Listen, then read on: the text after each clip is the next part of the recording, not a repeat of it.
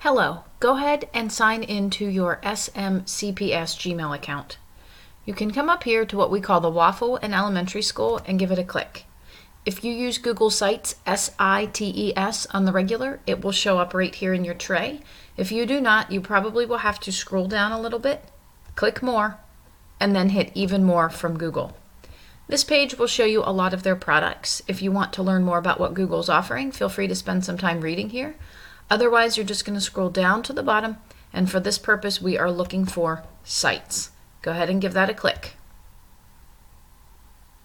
From there, you will come over here to the plus sign. That will create your new site. You will see requirements of this assignment listed out in Moodle under the Module 3, Weeks 4 and 5, but this is how you get to Google Sites. You will see over here, insert, you can do a text box, your images, something cool that you have on your drive, or you can embed information here as well. To add your pages, you will click here with your plus sign, and then you can also choose themes. So pick something that's professional and visible that also looks good. It's awfully difficult to read dark font on a dark background.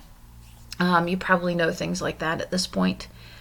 Again, you will see how to, or what your requirements are as you go through the module 3 details for this assignment. But this is how you get to Google Sites. Something else you will need to know is you'll want to share this with April Wathen and Heather Wysokinski, okay?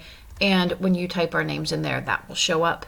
And you'll also want to publish. Any changes you make in Google Sites, you'll always have to hit publish to get the latest update. All right, I think that should get you started, and I look forward to seeing what you produce.